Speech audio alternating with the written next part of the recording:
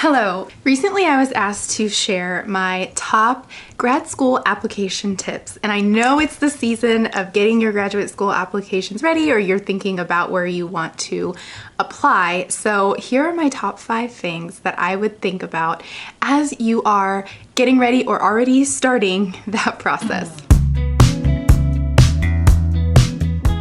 I know the process of applying to graduate school for speech language pathology can be competitive, it can be nerve-wracking, but I want you to feel assured that you can do this and that there is a way to go about all these things if you keep yourself organized and have some things in the back of your mind to help you kind of ease some of that stress, that it can be a fun process. It can be fun, but there is a lot of setup that will go along with that.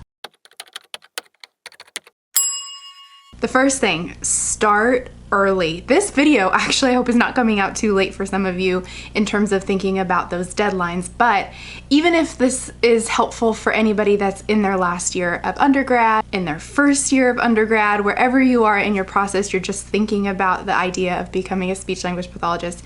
When it comes to setting up for those applications, start researching programs early. Just start thinking about what you want as far as your future as a speech language pathologist goes.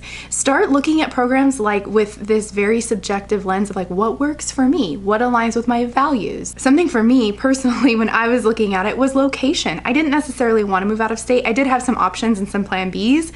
So I did do 2 out-of-state applications, but I looked at, like, I really wanted to go to San Diego, so I applied to San Diego programs. I wanted to stay local if I could. I applied based on how close something was to my home.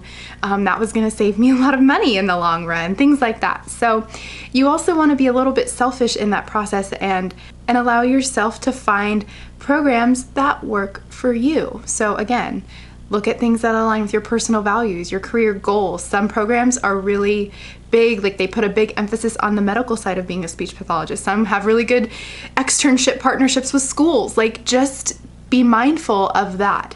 And trust that wherever you get in, your experience is going to be unique no matter what to you. And when you begin these preparations, make sure that you're looking at when things are due. What are your deadlines?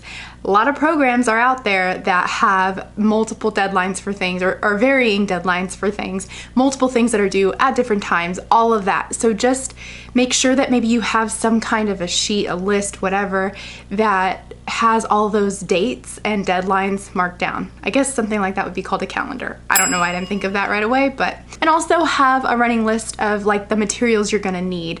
For the majority of schools, you'll need official transcripts, you'll need letters of rec, you'll need a personal statement.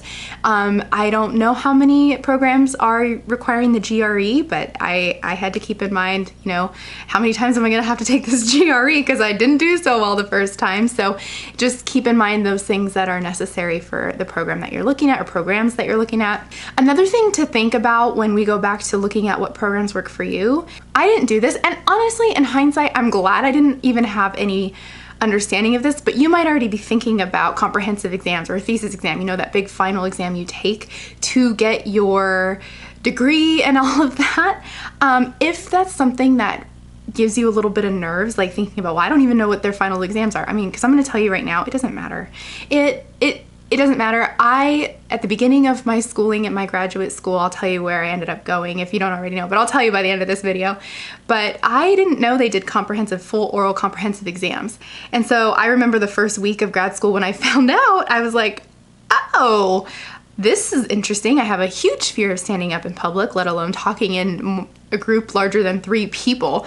I was, very surprised by that and just didn't know how I was gonna do it and thought, well, I may fail this program, but I'll give it my best shot. 2 years went by, and by the end, I realized how much I was grateful for those comprehensive exams. There was so much learning that happened as a result of being prepared to give an oral exam on any one of 6 topics that I didn't know I was gonna have to talk about until the day of, and it taught me a lot. I look back and I think if I didn't have that experience, I don't think I would be as confident like in an IEP meeting today, you know? So If I had to try and sway you to pick a program with a thesis, like where you write everything out, or a comprehensive exam, I would say do the comprehensive exam. But that's just if you want that like extra boost of learning through talking. It was quite an experience, and I'm very grateful for it. Let's move on to my second tip for you. When you are, whether this is a part of your personal statement or whether you are creating a list of your like references, I guess not references, but like almost like a resume, because sometimes some programs want to see a resume, you want to highlight all of your experiences that you've had that have led you up to this point. So if you're an undergrad student and you're getting your undergrad in communicative sciences and disorders or speech language pathology or any field kind of around that, psychology, early childhood, like you have a lot of experiences through that, I'm sure, whether it's internships, whether it's shadowing teachers, whether it like anything, make sure that you put that in there. If you've done any kind of group project that has put you outside of like maybe your schooling, think of that list as like a start of your resume, as your personal resume. I mean, I still look back on things, maybe more that happened in grad school, where I was like, dang, I actually did some cool stuff. Just like, you don't realize until you really sit and think about it, you don't realize all the stuff you've been doing and how hard you've been working. So take some time to reflect on that. Think about all the wins you've had. Think about all your undergrad hours and your observation. Like, has there been anything in there where you felt you had to kind of show your clinical expertise, you know, whether it's presentations you gave or meetings you attended, like whatever.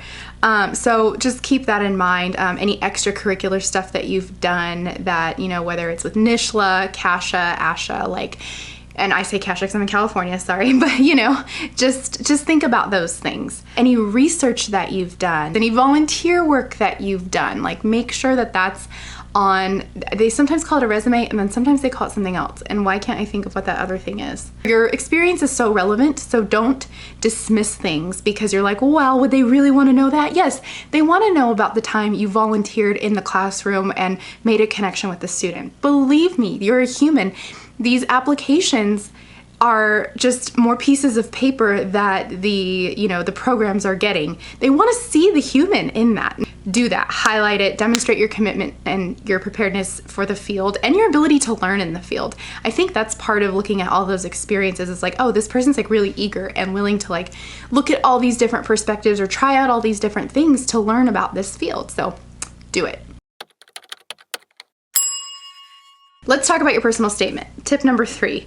How to have a strong personal statement, I guess, is how we can talk about this portion of the video. It is such a powerful piece for your application because it highlights you. It gives readers a glimpse of who you are, of what role you're going to play as a future speech language pathologist or clinician, but it also gives that glimpse of who you are as a human. And coming from someone who has spent quite a few years in my early SLP days of like kind of breaking my own stigma around needing to be full 100% an SLP and nothing else, and now like understanding why it's so important to be a human first, you gotta show your human side. Like your human side is where you're at that people can connect with. And what we do as speech pathologists is like connection is just so huge. I talk about it all the time because it's so powerful in this field and it means so much to be able to have a connection when we are, you know, promoting communication and engagement with each other and all of that. So your personal statement is really your moment to outline yourself that brings more meaning to your application rather than it just being another piece of paperwork that you're completing for your application. Does that make sense? You want to use it to explain your why. Why are you interested in this field? What was that moment that you had where you're like, this is what I want to go for? What is your moment? If it was a connection made with a child, that was mine. You know, I was just doing my volunteer work for undergrad. I didn't know what I wanted to be. I didn't even know what a speech language pathologist was, but I was in a classroom and made a connection with a student, and I just, that was it. That was it for me. I looked into the field and that was, here I am. Also, when you are thinking back to my first point about researching programs and finding what aligns with you, make sure in these personal statements you're highlighting why this program in particular, like their mission statement, like what is it about their program specifically that aligns with you? Why are you a good candidate for this program? So if you're doing multiple personal statements, you know, look at those schools and what their values are and make sure that you are tailoring those statements to those specific programs. Does that make sense? All right, number 4, letters of rec. Please don't just ask your friends and family. Don't just ask your friends and family for letters of recommendation. Please go to like past professors or people that know you in that field. Hopefully they are other SLPs or somewhere related to that field. Early childhood educators, if you're, volunteering in any classrooms, teachers, but people that know you on a more professional, almost collegiate level. Because you want them to be able to provide specific examples that outline your strengths as a clinician. I can go on all day about how you're such a good friend and you're always there when I need you and all this, and that's so great. But if I don't know you as a colleague, like how can I outline that? Like you make great connections with your clients, or you're able to adapt in the moment when you're working with a child or an adult. Like, you need somebody that has seen that. So if you don't have that yet, go observe SLPs, shadow them, ask if you can work with them. If you're a part of an undergrad program, you're going to need your hours, and it can be through that. That's what I did. And if it wasn't for Chris Winger, I don't know if I would be an SLP. I really don't. I swear it was his letter of recommendation that got me into grad school. So thanks, Chris. LOL. Number 5, prepare for your interviews. Gonna give you a little story, just a quick one. I had one interview for grad school. I applied to the as one of my schools, and I remember getting to the interview and feeling like I don't know about this. Now, that could have been for a multitude of reasons. I was just very nervous. But I walked in and it felt so cold to me. My interview personally was not good. It was just, the energy of it was so serious, and I felt like you're being tested, but I felt like I was going through some weird psychological test. It was a whole day long, and you did all these rotations and had all these different things, and I thought I prepared for it. I didn't prepare enough, apparently. But I did learn a lot through it. And the main thing I learned was what to look for, and that it's as much of an interview for me, for them to see who I am, but it's also a way for me to kind of interview the program. Another thing to think about when you're preparing for interviews, you can ask questions. I didn't do this, but you can ask questions. You can ask anything from how they grade, how, what they're looking at. I mean, I know my program had a remediation plan that they would put you on if you were if they saw you kind of struggling a little bit, so they could make sure they were providing extra help for you in certain areas and checking in with you more. And it sounds horrible, remediation plan, but really what that was a way for the professors to be okay, we gotta help you a little bit more. But you can ask questions like that, how do you support your students that are having more challenges in the field or in the program? I mean, how do you do your clinicals? How do your students get their clinical hours met? That's a huge one. How do you structure your coursework and externships? Because I know every school does it different, where they have you do your medical maybe at the very end versus in the middle. Mine was in the middle. Some have you start out in your medical. Some have it where first year graduate students go through a very strict coursework schedule pretty much all together. Some you all do different things. There's just so many things you can ask. So you just kind of got to figure out, where are your questions where are the holes? When you've looked up their programs, what are the things you're missing?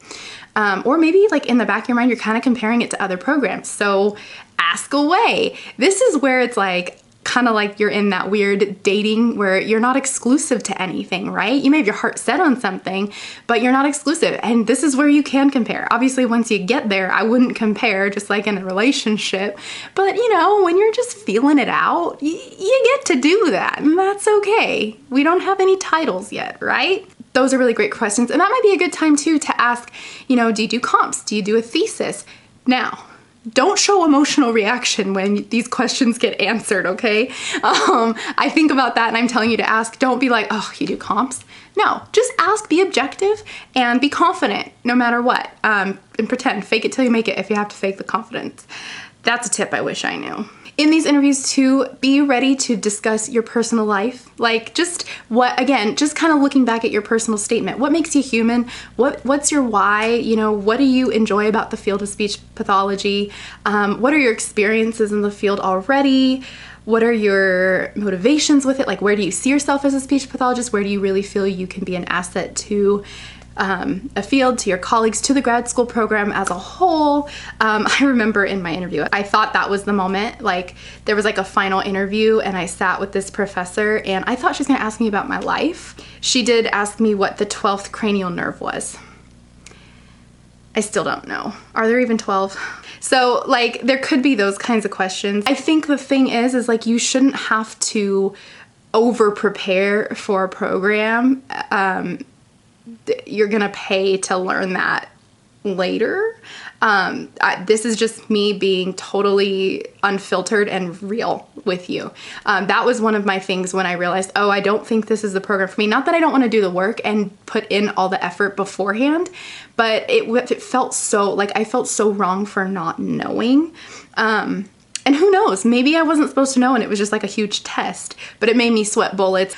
I am grateful that another program saw the potential in me, and I didn't need to worry about that, because other interviews aren't going to be like that. Every program is different. So, you know, if you have a program where they ask you what the 12th cranial nerve is and you don't know, you can just say, you know, I have not learned that yet, but I'm really eager for your program to teach me. Is that nice? Was that good? My biggest piece of advice to you is to let go and trust. I can say this now because, you know, this was me almost a decade ago. I got denial after denial after denial after denial, one more, after denial. But I came to accept after the 5th denial letter that maybe this just wasn't the way to go about it. Maybe I needed to be in the field longer and like try to be a SLPA first, which I was fully committed to doing. Or maybe find more internship opportunities, maybe look into more of like early childhood education while I was applying to grad school so I could get my feet wet in that aspect of things a little bit more. I wasn't gonna give up. I was still gonna apply for grad school even if I got a 6th denial. But I learned to just accept that the path maybe wasn't the way that I had envisioned. Ultimately, this story ends with me getting accepted to the University of Redlands. I am so grateful for them. I'm just proud of myself that in the moments where it was stressful and hard with the denial letters, that I was open to another way of doing it versus like, meh, this isn't for me, because it doesn't have to be the end. And I think that's a good thing to hear before you even get the application process started. I know that's kind of jumping like a whole, 6 months ahead of time, but it really does happen so fast. And I want you to have the confidence that regardless of the first outcome, you might need to tweak some things and try again and just allow that to be a process of learning. Ultimately, I hope that doesn't happen for you. I want you to nail this all the first time, get into your #1 dream graduate school. It'll all be, just a blip. It will literally be a blip in your career memory. But I hope this gives you some confidence going in and just, some things to kind of think about to let kind of simmer in your brain as you're getting these applications started or as you're already in the process. You've worked so hard. So just make sure you trust in that. And give yourself that permission to just have fun and learn with it, I hope this was helpful. I hope I didn't get too unfiltered for you. But good luck with your SLP graduate school journey. And I'm gonna see you on the other side of that. I promise. I'll see you in the next video.